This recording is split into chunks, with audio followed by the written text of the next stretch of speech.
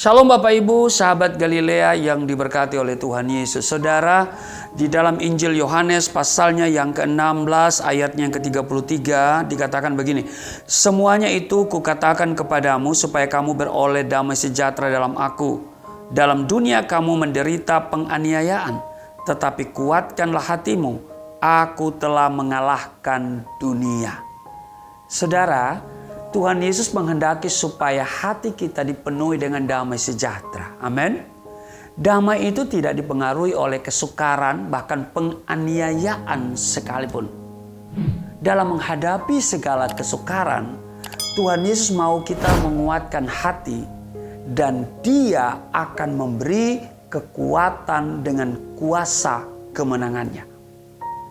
Nah, waktu kita sedang senang dalam hidup, janganlah menganggap orang yang bertemu kesukaran pasti karena belum bertobat dan karena rohaninya tidak baik. Dan waktu kita sedang sukar, ingat, janganlah menganggap bahwa Tuhan tidak sayang lagi kepada kita. Janganlah putus harapan. Pada waktunya badai pasti berlalu. Amin. Kepada murid-muridnya, Tuhan Yesus berkata, Aku telah mengalahkan dunia. Demikian yang kita baca tadi di dalam Yohanes pasalnya yang ke-16 ayat 33. Artinya, ketika menghadapi kesukaran, jangan menyerah. Tuhan Yesus telah mengalahkan kesukaran. Dia juga yang akan menguatkan kita dalam menghadapi kesukaran demi kesukaran. Tugas kita adalah berusaha tetap tegar di masa yang sukar. Amin. Nah, saudara, berikut ini saya mau sampaikan alasan mengapa kita harus tegar di masa-masa yang sukar. Yang pertama, karena kesukaran adalah tanda kehidupan. Di mana ada kehidupan, di situ ada air mata kesukaran dan penderitaan. Kesukaran adalah bagian dari hidup manusia. Kita harus menerimanya dengan lapang dada. Itulah yang terjadi juga kepada Ayub. Kalau saudara baca di Ayub pasal 1 ayat 1 sampai dengan ayat yang ke-12. Ada kesukaran yang disebabkan oleh orang-orang jahat yang ada di sekitar kita. Mereka ibarat serigala buas yang siap menerkam kita sebagai domba. Namun jangan lupa saudara, ada juga kesukaran karena perilaku kita sendiri. Misalnya tertulis dalam 1 Petrus pasal 2 ayatnya yang ke-20 dikatakan, sebab dapatkah disebut pujian jika kamu menderita pukulan karena kamu berbuat dosa? Tetapi jika kamu berbuat baik dan karena itu kamu harus menderita, maka itu adalah kasih karunia pada Allah. Amin.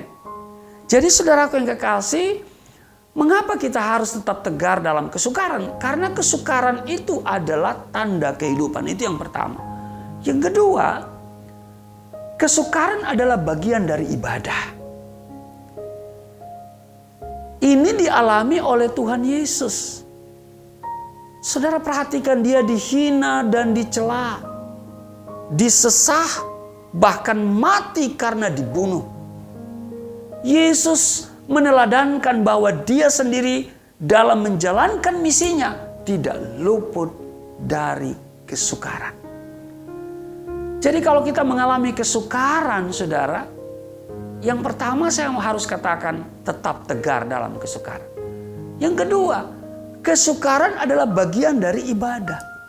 Yang ketiga, yang terakhir saudara, kesukaran adalah karunia Allah. Wow. Saudara, bagi orang percaya, kesukaran yang dialami bukan lagi hukuman, tetapi disiplin bagi jiwa kita. Melalui penderitaan dan kesukaran, kita disempurnakan. Amin. Dan kesukaran adalah bagian dari anugerah Allah bagi setiap kita. Sebab di Filipi pasal 1 ayat 29 dikatakan begini. Sebab kepada kamu dikaruniakan bukan saja untuk percaya kepada Kristus, melainkan juga untuk menderita untuk Dia. Karena itu saudaraku yang kekasih, saya mengalami masa-masa yang sukar. Saya menderita di penjara. Karena itu saya tetap katakan, meskipun saya susah menderita di penjara, saya mau tetap ikut Yesus. Jadi saudaraku yang kekasih, kembali lagi bahwa saya mau katakan kesukaran adalah tanda kehidupan. Amin. Amin. Kalau ada kehidupan, ya pasti ada air mata kesukaran dan penderitaan. Yang kedua, kesukaran adalah bagian dari ibadah. Dan yang ketiga, kesukaran adalah karunia Allah. Kesukaran ada supaya damai sejahtera dari Tuhan Yesus nyata di dalam kehidupan saudara dan saya. Amin. Tuhan Yesus memberkati. Mari kita berdoa. Terima kasih Tuhan.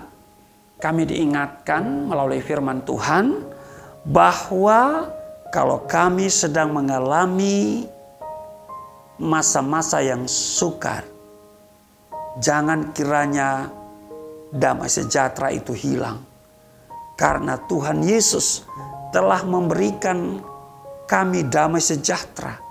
Dan Tuhan Yesus telah berpesan kepada kami, dalam dunia kamu menderita penganiayaan, tetapi kuatkanlah hatimu. Aku telah mengalahkan dunia.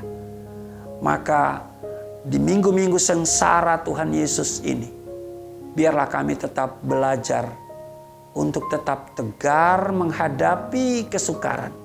Sebab kesukaran adalah tanda kehidupan. Sebab kesukaran adalah bagian dari ibadah. Dan kesukaran adalah juga karunia Allah. Mampukan kami untuk tetap berada di dalam iman kepada Yesus Kristus. Dan kami tidak akan meninggalkan Engkau. Berkati seluruh sahabat Galilea di mana saja mereka berada. Di masa-masa yang sukar karena pandemi COVID-19, biarlah mereka, kami semua terpelihara, tidak pernah kekurangan. Dan terutama kami juga tidak akan terpapar dengan virus COVID-19 ini. Di dalam nama Tuhan Yesus, haleluya, amin.